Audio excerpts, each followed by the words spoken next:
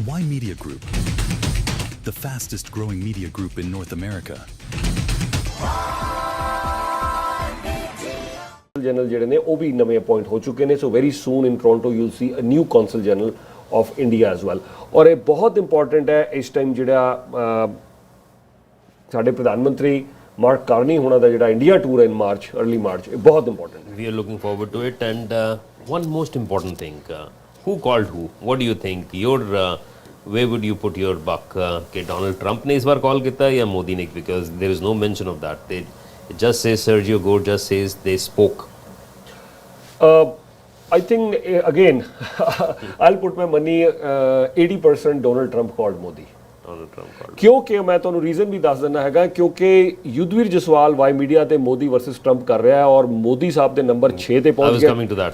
Trump ਸਾਹਿਬ ਦੇ number 2 ਤੇ ਹੈਗੇ ਨੇ ਸੋ ਜੇ ਮੋਦੀ ਸਾਹਿਬ ਨੇ ਕਾਲ ਕਰਕੇ ਕੀਤਾ ਹੋਏਗਾ ਤਾਂ ਨੰਬਰ 1 ਘਟਾ ਦੇਾਂਗੇ ਮੋਦੀ ਸਾਹਿਬ ਦਾ ਟਰੰਪ ਸਾਹਿਬ ਦਾ 1 ਵਧਾ ਦੇਾਂਗੇ But criteria ਕੀ ਹੈ scoring the? Somebody who takes the lead gets a score. अगर आज trade deal ਦੇ ਬਾਰੇ there is some they breaking the ice today अगर suppose. Right. So would Trump get more number or Modi would get if Trump made the call? How do you rank it?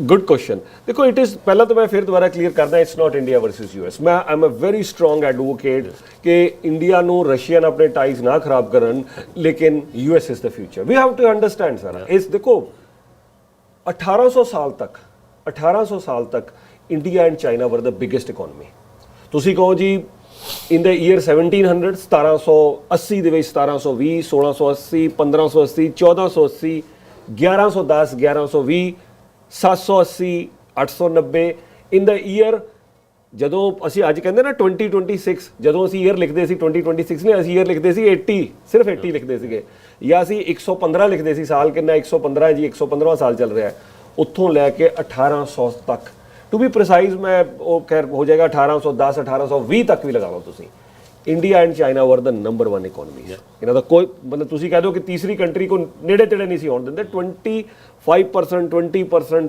ਇੱਕ ਦਾ share ਹੈ ਦੂਸਰੇ ਦਾ share 20% 28% ਹੈ ਮਤਲਬ ਅੱਧਾ share global GDP ਦਾ I'm talking about global GDP ਦਾ ਅੱਧਾ share 1800 ਸਾਲ ਤੱਕ ਆਪਾਂ 2026 ਚ ਹੈ Canada and US ਦੇ ਉਸ ਟਾਈਮ ਤੇ they were ਸਰ ਇਹ ਤਾਂ ਦੇਖੋ ਹੁਣ ਤੁਸੀਂ ਬਨਾਰਸ ਜਾਓਗੇ ਅਗਲਾ ਕਹਿੰਦਾ ਜੀ 5000 ਸਾਲ ਪੁਰਾਣਾ ਸ਼ਹਿਰ ਹੈ ਇੱਥੇ ਕੋਈ ਸ਼ਹਿਰ 5000 ਸਾਲ ਪੁਰਾਣਾ ਨਹੀਂ ਇਹ ਤੇ ਕੱਲ ਸ਼ਹਿਰ ਬਣੇ ਨੇ ਹਜੇ ਟੋਰਾਂਟੋ ਤੋਂ ਲੈ ਕੇ ਨਿਊਯਾਰਕ ਤੱਕ ਇਹ ਤੇ ਕੱਲ ਔਰ ਕੱਲ ਸ਼ਹਿਰ ਬਣੇ ਆ ਪਰਸੋਂ ਤੱਕ ਇਹ ਕਾਲੋਨੀ ਸੀਗੀਆਂ ਫਰਾਂਸ ਤੇ ਬ੍ਰਿਟੇਨ ਦੀਆਂ ਚਾਹੇ ਤੁਸੀਂ ਅਮਰੀਕਾ ਲਗਾ ਲਓ ਚਾਹੇ ਕੈਨੇਡਾ ਲਗਾ ਲਓ ਠੀਕ ਹੈ ਨਹੀਂ ਤਾਂ ਫਰਾਂਸ ਔਰ ਬ੍ਰਿਟੇਨ ਦੀਆਂ ਅਲੱਗ-ਅਲੱਗ ਕਾਲੋਨੀ ਸੀਗੀਆਂ ਕੱਲ ਹਜੇ ਸ਼ਹਿਰ ਬਣੇ ਆ 100 200 500 ਸਾਲ ਪੁਰਾਣੇ ਸ਼ਹਿਰ ਸੋ ਮੈਂ ਆ ਜਾਂਦਾ ਮੁੱਦੇ ਤੇ ਲੇਕਿਨ ਅੱਜ ਦੀ ਜ਼ਮੀਨੀ ਹਕੀਕਤ ਇਹ ਹੈ ਕਿ ਦੁਨੀਆ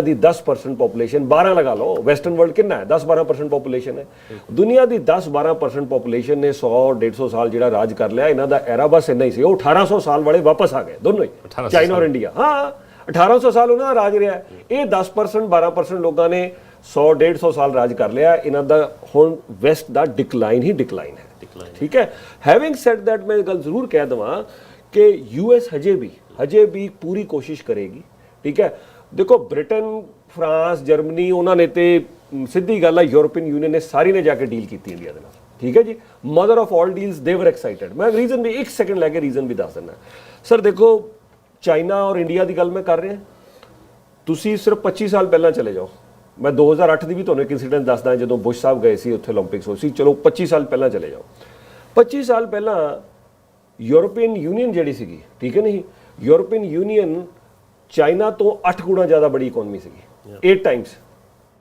ਅੱਜ ਕਿੱਥੇ ਹੈ ਸਾਰੀ ਯੂਰਪੀਅਨ ਯੂਨੀਅਨ ਤੁਸੀਂ 27 ਕੰਟਰੀਜ਼ ਦਾ ਬਲੌਕ ਚੱਕ ਲਓ ਔਰ ਚਾਈਨਾ ਇਕਨੋਮੀ ਬਰਾਬਰ ਹੈ Absolutely. ਕਿੱਥੇ 8 ਗੁਣਾ ਜ਼ਿਆਦਾ ਬੜੀ ਸੀ 2000 ਦੇ ਵਿੱਚ 25 ਸਾਲਾਂ 'ਚ ਕਿੰਨਾ ਬੜਾ ਫਰਕ ਆ ਗਿਆ ਸੈਂਚੁਰੀ ਸਿਰਫ 25 ਸਾਲ GDP more ਹੈ China is almost equal now what is happening ਕਿ ਇਨ ਦ ਨੈਕਸਟ 25 ਇਅਰਸ ਚਾਈਨਾ ਦੀ ਜਿਹੜੀ GDP ਆ ਉਹ ਯੂਰਪੀਅਨ ਯੂਨੀਅਨ ਦੀ ਡਬਲ ਹੋ ਜਾਣੀ ਹੈ ਹੁਣ ਮੈਂ ਦੁਬਾਰਾ ਅਗਲੀ ਗੱਲ ਕਹਿ ਦਿੰਦਾ ਇੰਡੀਆ ਦਾ ਜਿਹੜਾ ਡਿਕਲਾਈਨ ਰਿਹਾ 1800 ਤੋਂ ਬਾਅਦ ਲੈ ਲਓ ਡਿਕਲਾਈਨ ਤੁਸੀਂ 1850 1900 1940 1947 ਚ ਬੜੇ ਬੁਰੇ ਹਾਲ ਸੀਗੇ ਇੰਡੀਆ ਦੇ ਇਹ ਜਿਹੜਾ 150 ਸਾਲ ਡਿਕਲਾਈਨ ਰਿਹਾ ਕਿਹਦੇ ਕਾਰਨ ਬ੍ਰਿਟਨ ਦੇ ਕਾਰਨ ਬ੍ਰਿਟਨ ਦੀ ਕਾਲੋਨੀ ਰਹੀ ਹੈ ਇੰਡੀਆ ਠੀਕ ਹੈ ਸਰ ਤੁਸੀਂ ਫਿਰ ਉੱਥੇ ਚਲੇ ਜਾਓ ਮੈਂ 25 ਸਾਲ ਦਾ ਰੈਫਰੈਂਸ 2-3 ਕਾਰਨ ਦੇ ਦੇਣਾ ਇੱਕ ਤਾਂ ਮੈਨੂੰ ਕੈਨੇਡਾ 25 ਸਾਲ ਹੋ ਗਏ ਨੇ ਠੀਕ ਹੈ ਨਹੀਂ ਤਾਂ ਮੈਂ ਇਸ ਲਈ ਰੈਫਰੈਂਸ ਦੇ ਦੇਣਾ ਦੂਸਰਾ ਇਸ ਸੈਂਚੁਰੀ ਦੇ 25 ਸਾਲ ਪੂਰੇ ਹੋ ਗਏ ਨੇ ਕੁਆਟਰ ਆਫ ਅ ਸੈਂਚੁਰੀ ਹੋ ਗਏ 25 ਸਾਲ ਪਹਿਲਾਂ ਜੇ ਤੁਸੀਂ ਚਲੇ ਜਾਓ ਤਾਂ ਜਿਹੜਾ ਗ੍ਰੇਟ ਬ੍ਰਿਟਨ ਸੀਗਾ ਸਾਡੇ ਤੋਂ ਇੰਡੀਆ ਤੋਂ ਤਕਰੀਬਨ 3.5 ਗੁਣਾ ਜ਼ਿਆਦਾ ਬੜੀ ਇਕਨੋਮੀ ਸੀ, ਠੀਕ ਹੈ।